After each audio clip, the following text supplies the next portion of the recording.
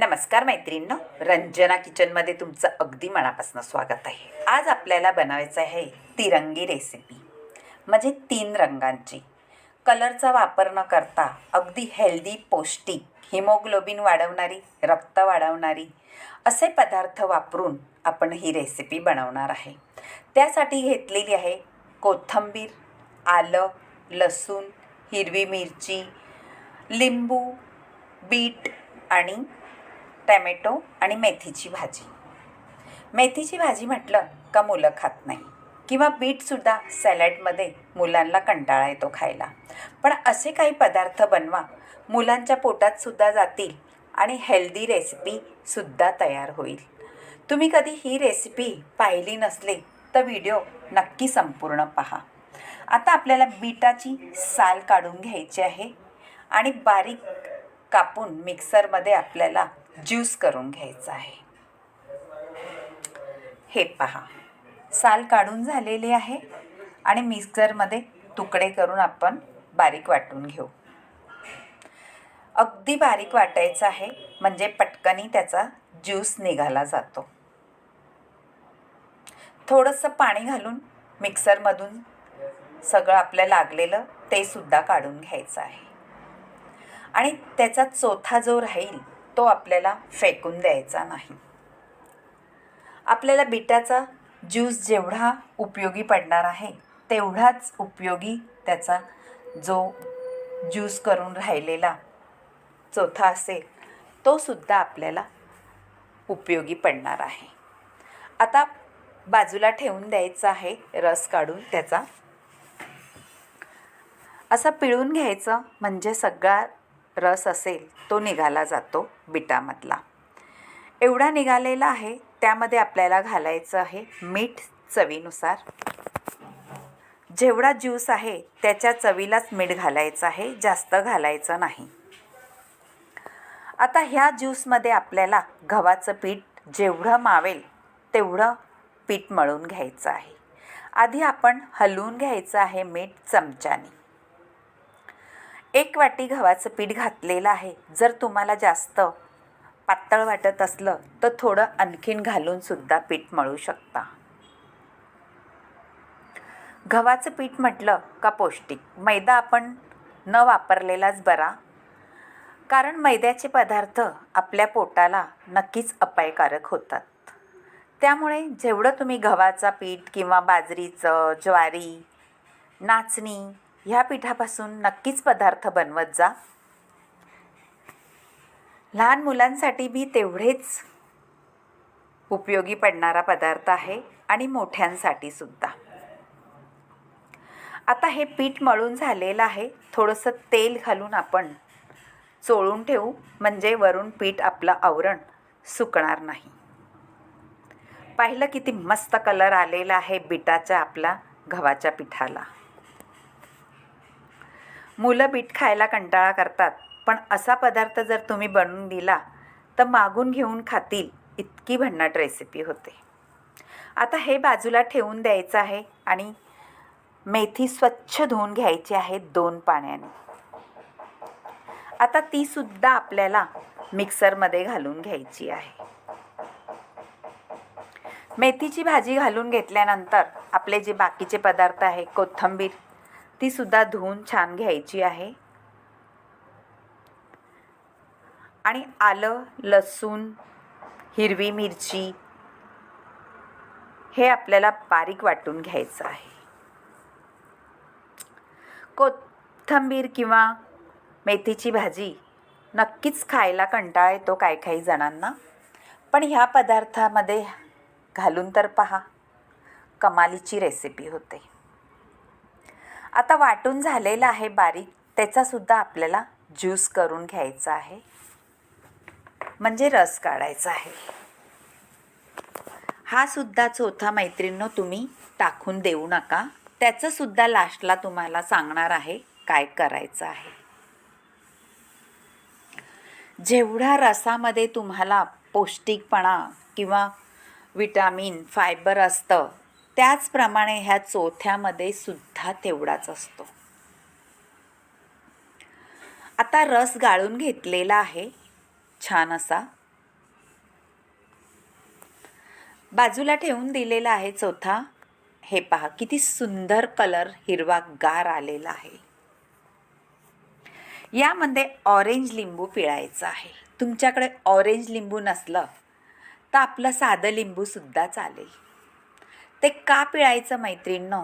कारण आपल्या ह्या रसाला काळपटपणा येऊ नये, हिरवंगार राहावा, ह्यासाठी लिंबाचा रस पिळायचा आहे आणि चवही अप्रतिम येते त्याने. आता मिरची, लसूण, आलं घातल्यामुळे आपल्याला चवीनुसार मीठ घालायचं आहे त्याच्यामध्ये आणि छान हलवून घ्यायचं आहे. मीठ विरघळल्यानंतर आपल्याला ह्याच्यातही गव्हाचं पीठ घालायचं आहे. गव्हाचं पीठ जेवढं मावेल तेवढं घालू शकता आणि जसं चपातीला तुम्ही मळता त्याप्रमाणेच मळायचं आहे. थोडं थोडं घालत पीठ मळून घ्यायचं आहे, म्हणजे आपल्याला कळतं किती पीठ मावणार आहे. नाहीतर नुसतं पीठ तुम्ही घातलं जास्त तर आपल्याला पाणी घालायला लागेल आणि मग त्याला चव येणार नाही. फक्त ह्या मेथीच्या रसामध्येच आपल्याला पीठ मळून घ्यायचं आहे, म्हणजे सुंदर कलर येतो पिठाला. आता झालेलं आहे आपलं पीठ मळून. पहा, याला सुद्धा थोडंसं तेल लावून आपण बाजूला ठेवून देणार आहे. हे पहा झालंय का नाही? कलर किती भारी आलेला आहे, तुम्ही पाहू शकता, तिरंग्यासारखा. आता हे 3 गोळे, हे आपलं साधं पीठ मळून घेतलेलं आहे गव्हाचं, त्याच्यात थोडंसं मीठच घातलेलं आहे, बाकी काहीही घातलं नाही आणि 1 गोळा असा मळून घेतलेला आहे. आता आपले 3ही कलर तयार झालेले आहे.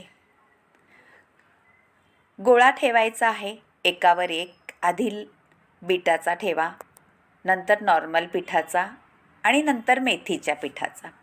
असे 3 गोळे करून छान लाटी तयार करून घ्यायची आहे. दाबून झाल्यानंतर आपण थोडंसं पीठ भुरभुरायचं आहे आणि लाटून घ्यायचं आहे. जशी आपण चपाती लाटतो त्याप्रमाणे लाटायची आहे. कलर तर सुंदर येणार आहे, पण तुमचे पाहुणेसुद्धा कमाल करतील अशी रेसिपी होणार आहे.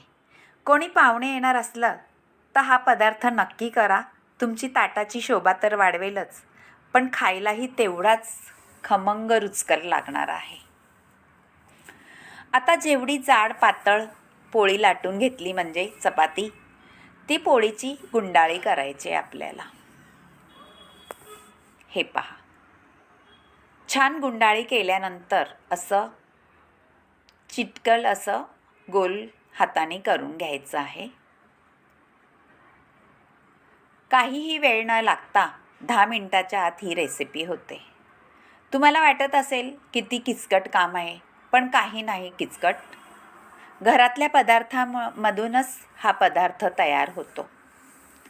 आता आपल्या सुरीने त्याचे रोल कापून घ्यायचे आहेत. पहा, थोडं चपटं केलं का तुम्हाला दिसतंय ना किती सुंदर कलर आलेला आणि तिरंग्यासारखा. ही रेसिपी नक्की कोणी पाहुणे येत असेल किंवा असं काही तुमचं फंक्शन असेल, बड्डे असेल, मुलाचा वाढदिवस किंवा तुमची ॲनिव्हर्सरी, त्या दिवशी हा पदार्थ नक्की करून खा, सगळेच खुश होतील. पहा, तुम्हाला आवडलं तर रंजना किचनला लाईक करा, शेअर करा, कमेंट करायला विसरू नका आणि सबस्क्राईब करा. तुमच्या मैत्रिणीसोबतसुद्धा हा व्हिडिओ शेअर करा. आपल्या लाट्या ह्या तयार झालेल्या आहेत तिरंग्याच्या आणि पौष्टिक तर भरपूरच आहे. मुलांनासुद्धा आणि मोठ्यांनाही तेवढ्याच. तुम्ही जर कुठे बाहेर जात असला तरीसुद्धा ह्या पुऱ्या लाटून तुम्ही घेऊन जाऊ शकता किंवा पराठेही याचे करू शकता. आणि छान कलर तर येतोच, पण दिसायलाही तिरंग्यासारख्या ह्या पुऱ्या दिसतात. तुम्ही कधी केल्यात का? नसल्या केल्या तर ह्या पुऱ्या नक्कीच करून पहा आणि आपल्या तिरंग्याला सॅलेड करा. आता सगळ्या लाटून झाल्यानंतर आपल्याला तळायच्या आहेत. तेल बाजूला गरम करायला ठेवून द्यायचं आणि पुऱ्या लाटून घ्यायच्या. म्हणजे वेळ लागत नाही आपल्या काम करायला. गरम झालेलं तेल पटकन पुऱ्या आपण तळू शकतो. आता झालेल्या आहेत आपल्या पुऱ्या लाटून पहा. सुंदर दिसत आहेत आणि तळूनही घ्यायच्या आहेत. टम फुगणाऱ्या तिरंग्याच्या पुऱ्या नक्कीच करून पहा आणि आवडल्यास कमेंट करा. मैत्रीण, तुम्हाला जर तेलकट खायचं नसेल तर याचे पराठेही लाटू शकता, चपातीही करू शकता किंवा पुऱ्या लाटून खाऊ शकता. मुलांच्या आवडीच्या तिरंगा पुऱ्या नक्की करून पहा आणि आवडल्यास तर एक कमेंट जरूर कळवा. तुम्ही व्हिडिओ कुठून पाहता? तुम्हाला माझे व्हिडिओ आवडतात का? रेसिपी करून पाहता का? हे सुद्धा कळवा. सुंदर पदार्थ आहे, हेल्दी, करायला सोपा आणि खायलाही तेवढाच पौष्टिक. बाय मैत्रिणो, भेटूया आपण अशाच नवनवीन रेसिपीमध्ये. तोपर्यंत पौष्टिक रेसिपी, हेल्दी रेसिपीचा स्वाद घ्या आणि आवडल्यास तुमच्या मनातली कमेंट जरूर कळवा.